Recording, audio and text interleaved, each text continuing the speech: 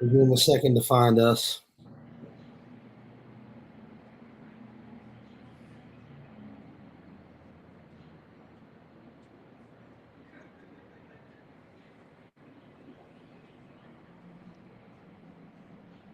You guys are back in at 2:30. Yeah, we go back in. Well, we're recessed until 2:30. Whether we go in right at 2:30 or not is up in the air.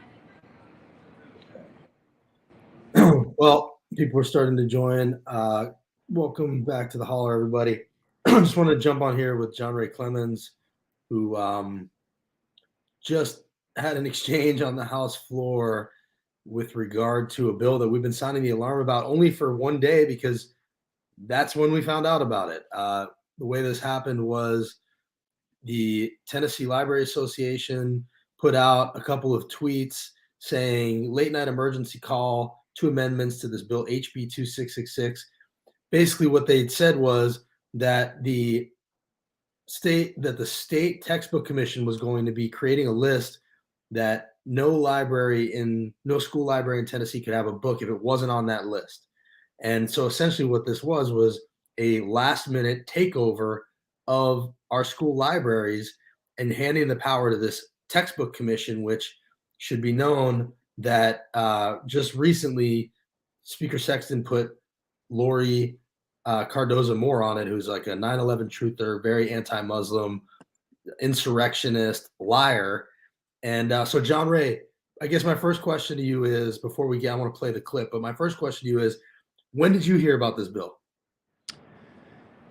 Well, I actually learned that it was going to be on today's calendar once they put the calendar out, but I was really alerted to it. We've had so much stuff moving up here so fast, just like we always do in the last 2 weeks of session. And I've been so focused on the TISA bill and how terrible that is that I really got tipped off to it by a tweet by the librarians. So I kind of learned, it's been less than 12 hours maybe. Right. Well, and I do want to let you eventually get back to the TISA thing, so I'm not going to keep you too long, but I just find it so fascinating that this can happen, that a bill can pass subcommittee, full committee, 24 hours later be on the House floor. And by the way, I watched it pass those sub and full committees, and Jerry Sexton, who was carrying the bill for Speaker Sexton, didn't say anything about the book list. He made it sound like all the bill did was add members to the textbook commission. Is that legal? Like, John Ray, how can this be possibly legal? Yeah, I mean, so here in the last 2 weeks, the way things go is they'll pass a flow motion that allows bills, reduces the notice requirements, notices the time limit before they can go to calendar and rules. Chairman can call and open their committees on a whim, and it's often done. And so this bill, it ended up having, I think, 3 amendments. We adopted the 3rd amendment. It can look like a vanilla piece of legislation up until the very last stage, and they can tack on an amendment to a bill as long as it fits within the caption. At the last minute, and in like this instance, it can be on the floor in less than a day. Once we start hurtling towards the end of session like this, I mean, it's really alarming. That's what I'm trying to impart to. We have some, I don't know what they are, conservatives, Republicans, whatever they are, in our comments that regularly watch our streams, and they're saying, maybe they agree with the idea of a state overreach, book list that tells libraries what to do. Maybe they, for some reason, like that. Oh, my daughter's here. Sorry. So, but the point that I'm trying to make to them is the process is indefensible. Like, to sneak in the last 2 days a bill that takes over our school libraries, it doesn't matter what party you're in. To me, that's completely indefensible. So I just want to show you posted this. You said, here's the final vote on the book burning bill, and I'll explain why you called it that in a minute. And here's the list of who voted. It passed 66-26. And now I want to show people why you hang on. Sorry, Kat, take that outside, please. Thank you. She's home with pink eye. So I want to show people why you called it the book burning bill. This was your exchange with Jerry Sexton on the House floor just now. And you asked him, okay, let's say you remove all these books from the library. What are you going to do with them? And here's what he said. Let's say you take these books out of the library. What are you going to do with them? You're going to put them in the street? light them on fire? Where are they going? I don't have a clue, but I would burn them. That's what I thought. Thanks, Mr. Rick. So you said I don't have a clue. I would burn them, right? And Yeah. let me ask you this, John Ray. Did you kind of know that he was going to say that? Well, no, it's the last thing I expected him to admit. I mean, the question came to me because I was having a text exchange with a buddy of mine in my hometown who's outraged by the bill, and like everybody else learned about it at the last moment. He just said, aside from everything else, what's going to happen with those books? Where are they going to go? And I was like, well, that's a fair question. We taxpayers pay for those books, so where are they going to go?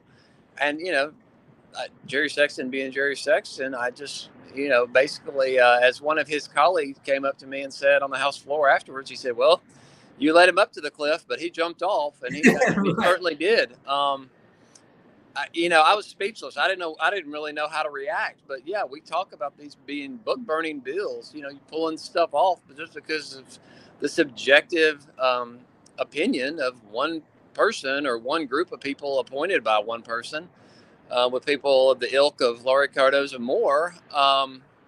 Making decisions what's not appropriate for our children, and usurping the authority of our librarians who are actually educated and trained and have the experience to decide what is and what is not appropriate for school children. And now you got this group of political appointees making these decisions. And yeah, you kind of, you almost refer to it as a book burning bill, but then when they go and admit it on the House floor, believe them the first time. I guess that's the lesson, when somebody tells you who they are. Yeah, we've actually had people tweet exactly that with the video, saying when they tell you who they are, believe them. That really is what's going on here. We actually saw an actual book burning in Mount Juliet that I'm not going to call him Pastor Locke, Greg Locke held. So this is censorship. And then it's hard not to notice that we're having this conversation. Then they're turning around and acting like they support Elon Musk because he's a proponent of free speech. Yep. Like, does the hypocrisy of it all drive you crazy sometimes? Well, it absolutely drives me crazy. And let's not forget that they made a motion to limit debate on any bills on the House floor to 5 minutes per person, only moments before we had that bill. And now we're going to be debating here in a few minutes the single most important piece of legislation that we've discussed in my 8 years up here, which is how to fund our public schools. With a governor that's trying to completely privatize our entire school system. They've done everything they can to reduce, the public's confidence in our school system, to try to steer them into charters or private schools and whatever else. And they're limiting debate on that. It's the hypocrisy runs rampant through the Republican ranks. I mean, we all know that. And today is just one of those glaring, shining examples of just how from one bill to the next, the rules change. And, they could be for free speech 1 second, but only if, it's when you're in charge, you get to make the rules, and that's what they're doing. And they're never consistent or reliable, but people need to hold them accountable. So I appreciate the effort you're making to do that. Well, I appreciate that. And just as a last thing, and I'll let you go, it seems like the through line, and you touched on it a little bit, but I just want you to elaborate on it, is, it's an attack on public schools. It's a war on our schools. That's what's going on with the book bans. That's what's going on with the, framing of librarians and educators as groomers. That's what's going on with TISA now. And, regardless of what happens with this bill specifically, it seems like it is teeing up this privatization effort. And, also with CRT, we saw Chris Rufo say that, you need to get them distrusting public schools to dismantle them and privatize them. So, is that what we're seeing? Is this a war on public schools? Oh yeah. And it's just the latest example of it, but this is where it's really, really coming into focus, where they're doing it with the funding mechanism. It's rushed this year. You just look at Louisiana, even Ohio, kind of what's going on down there. This is just another piece of the puzzle, and they're all going to fit together and completely result in the end of public schools as we know them. That's their grand plan. There's the highest paid lobbyists in the state are crowded into, I don't know if you can see over here, this is the House chambers, but just in here inside the doors in front of me, there's more lobbyists than I've seen up here all year. When there's that much money being spent to lobby for an education funding bill for public schools, somebody's making a lot of money or has a lot of money to be made here. We all know what the reality is. So I just really encourage people to pay attention. This TISA bill is a disaster. It's no secret that the timing of it was rushed. The whole thing's rushed because of the court case on funding, as well as Governor Lee's reelection campaign. And so they want this thing passed. They don't want any thoughtful debate about it. They don't want any criticism. They just want this thing to get through there, try to check these boxes. And it's really disconcerting, as a public school parent with 3 kids in public school. And, I represent a lot of public school students and families. They're just trying to end public schools as we know them. And, they've got all these false narratives to try to pass this, that it's either this or the BEP, when that's a false narrative. There is a third option. We could have a Tennessee plan, something that they didn't get from a national organization designed to end public schools. We could come up with a Tennessee plan and get a bunch of people who actually care about public schools in a room and figure this out, in a timely and thoughtful manner. And then the other part of it is they're saying, well, TISA increases school funding by $1 billion. Well, that's completely false. The appropriations bill is where the money is. The TISA bill has no money whatsoever. It's just telling you how to cut the pie. So we continue these false arguments and false narratives. And if you watch here in the next, 20 minutes when we start this floor debate, you're going to hear the same nonsense repeated over and over. And just a lot of people taking orders from this governor who has no interest in improving educational outcomes for public school students. He wants to privatize the system. And now he's got a bunch of people up here who are willing to do it for him and tote the party line. I've been working across the aisle. I've been chairing our ad hoc committee on this bill all session from the Democratic caucus side, the joint Democratic caucus side. And so, I've got a lot of hours and time invested in this, and we're going to be battling it and working across the aisle to try to do that. We've got a lot of amendments coming up, and we're raising a lot of good points. The best case scenario is this does not pass. We come back to the table to create and draft a Tennessee plan that isn't rushed through just to try to get a governor reelected and to try to stay a court case. Well, I appreciate you coming on and talking to us. Good luck with that. We'll be watching. The one thing I will point out is you mentioned the lobbyists that are up there and all the money that's flowed in. I've tried to talk to a couple of them. They won't talk. I've invited them on the holler. They won't come on the holler. So if this is so good for students in public schools, then they should be willing to come on here and make their case. They haven't been willing to do that. And, to me, that's a big red flag. So I appreciate that you are. We'll be watching. It feels, my sense is it's probably going to pass. And, hopefully we won't be looking back in 5 years saying, I told you so.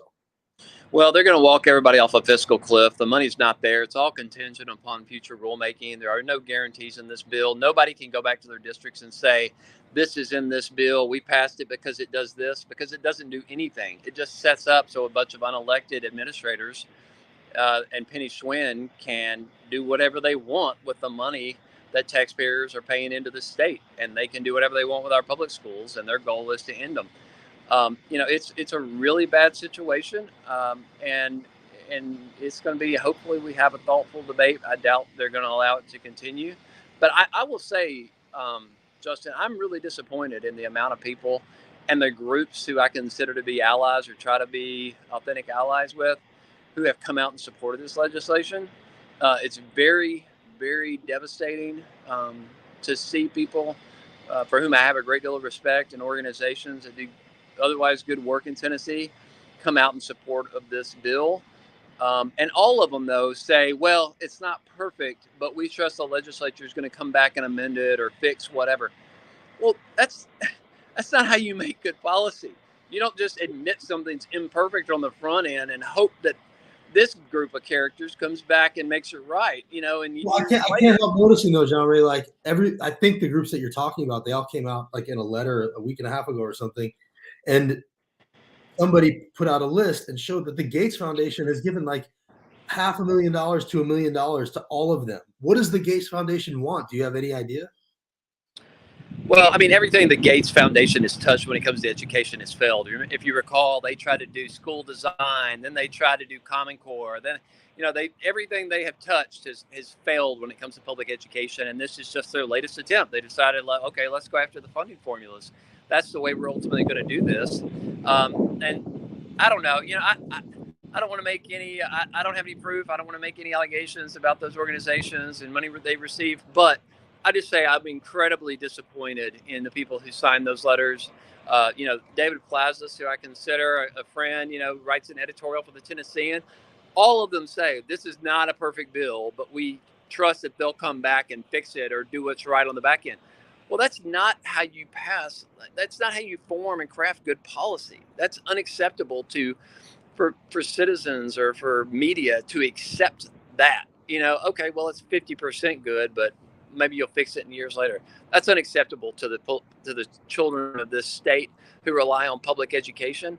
Not to mention the future prosperity of this state's contingent upon how we fund and spend our money for our public schools and have a strong public school system. I just find it unacceptable, and it's one of those things throughout this process. It's been very disappointing, and so I'm gonna continue to fight against it here for the next couple of hours. All right. Good luck to you. We'll see you on there, and thanks for joining us, John Ray. Yeah, take care. Thank you. Take care. So that's John Ray Clemmons. I appreciate him coming on here and talking to us. He's literally going to walk off the balcony right there onto the House floor. Nice of him to take a minute and talk to us. Again, you saw that ridiculous clip where Jerry Sexton openly said that he wants to burn books. So, that's a pretty wild admission from him. Another clip that I can show you guys that I brought here today is me asking Speaker Sexton about trying to give control of our libraries to this state textbook commission. Are you trying to give control over all school libraries to Lori Cardozo Moore? That HB 2666, is that giving her control over Justin, how are you today, man? What is that bill doing? Are you not the videographer for Justin Jones today, man? It's your bill. Where's your buddy? He's not here, I'm here. You're your videographer. Are you trying to give Lori Cardozo Moore control over all school libraries in Tennessee with HB 2666? Justin, I hope you're doing well, man. I'm asking you a question. I'm Wow, asking you a that's question. good. All you do is dodge. Governor Lee answers my questions. Why don't you answer my questions? Governor Lee answers my questions, can you? Governor Lee doesn't kick me out of press conferences. You don't let me out of the House floor. I'm asking you a very straightforward question. Governor Lee answers those questions.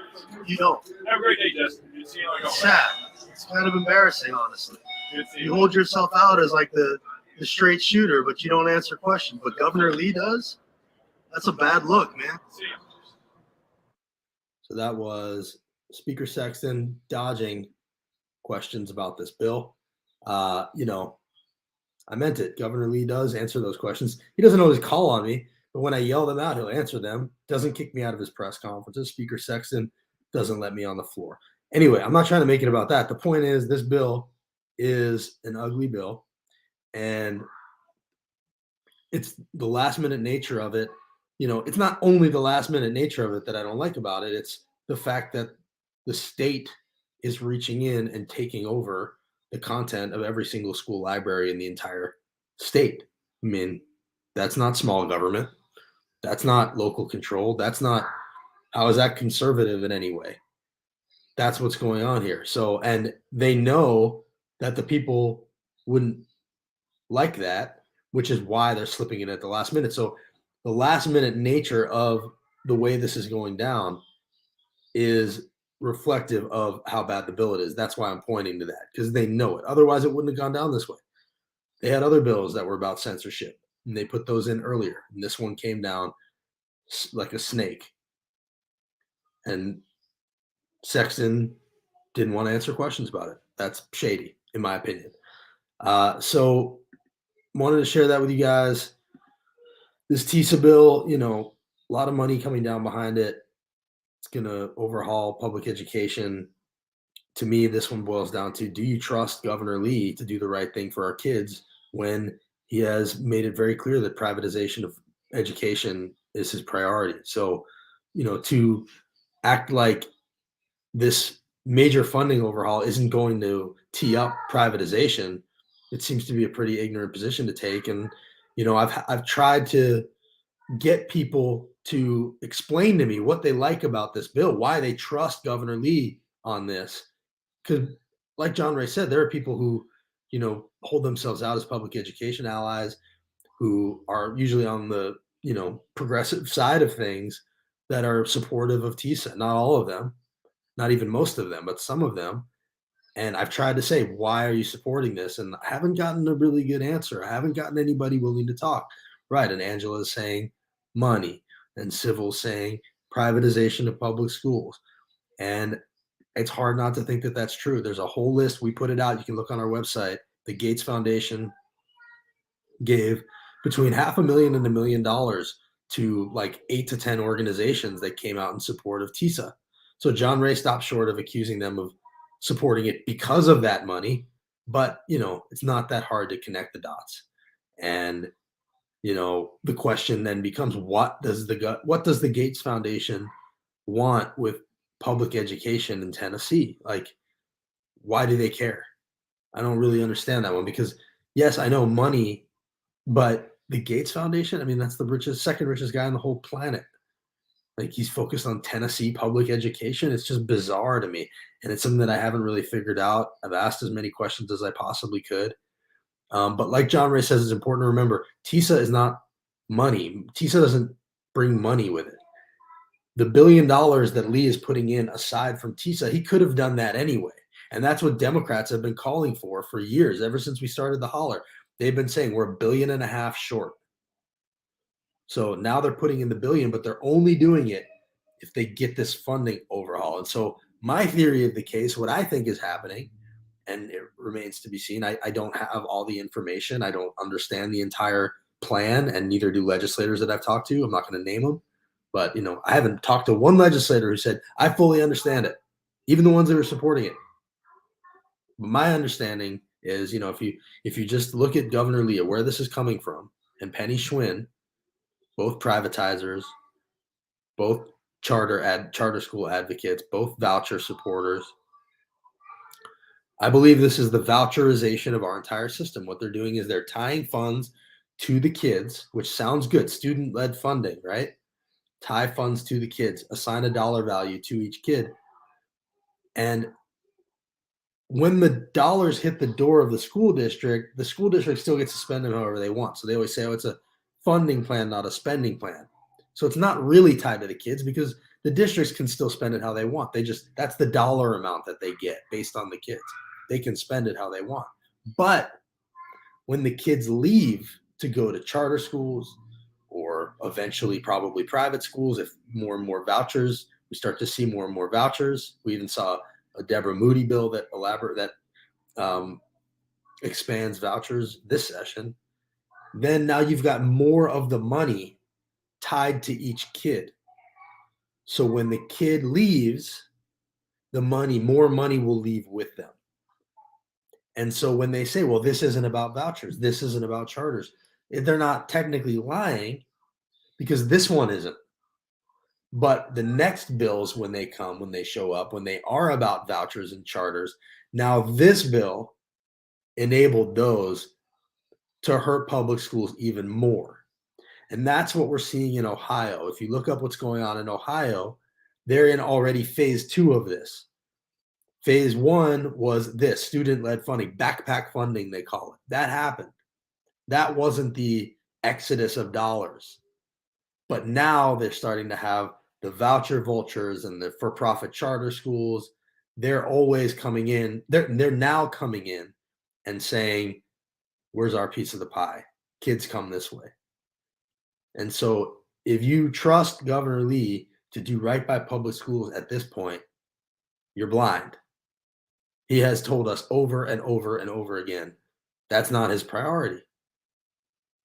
He's here to dismantle public education. And I believe it goes back to something that Betsy DeVos, a friend of his, openly said. We've posted this clip over and over and over again. I'm happy to share it with anybody who wants to hear it. I don't have it handy now. But she was on a Christian radio station, and she said that her agenda with public schools when she was Secretary of Education was to advance God's kingdom through public education funds, essentially to steer as much public education money to private Christian schools as possible. And Governor Lee, definitely is on that page, I believe. And I believe that's what ultimately this all boils down to. And right now they call these charter schools. He wanted Hillsdale to bring 100 charter schools. Hillsdale is a private Christian school. He wanted them to bring 100 charter schools, but it's illegal for those to be religious organizations. So Lee kept calling them secular, secular, secular. Meanwhile, there's a Supreme Court case right now out of, I think, Maine, that if it goes the way they hope, could change it so that you actually can have religious-based charter schools with public funds. And I think that's where we're headed. So the bottom line is, if you don't trust Governor Lee like I don't, then you should not trust TISA, which is his education funding overhaul, which has been the entire focus of this session for him. They have spent a lot of political capital, a lot of energy and time on TISA. And today, right now, after we hang up here and I'll flip on the legislature again, they're going to be talking about that, and it's probably going to pass. And we may be here in a few years looking back at this as a moment where public education in Tennessee took a big hit intentionally. And so I hope that helps with some understanding. Again, I'm not claiming to have all the information, but I can assure you the people who are voting on this thing don't either, because I've asked them. And I've asked these lobbyists that have their hand out to come on here and talk to us. I've asked them basic questions. They don't want to talk. They're very hush-hush. And that's a red flag.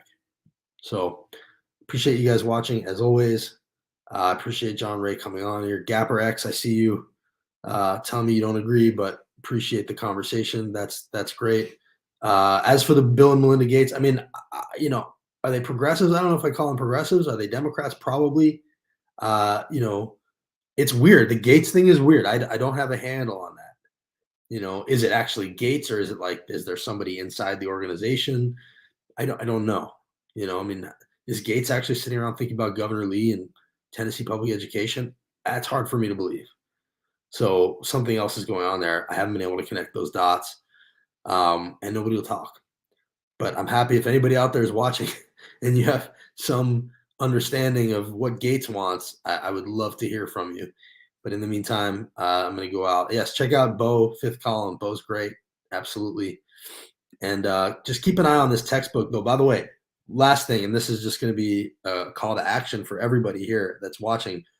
Email your senators right now. Focus on the senators, because that library takeover bill, I think that's a surprise to the senators. Lundberg, who's the co-sponsor of that bill, he seemed to not know what the ACLU was talking about when they asked him about it.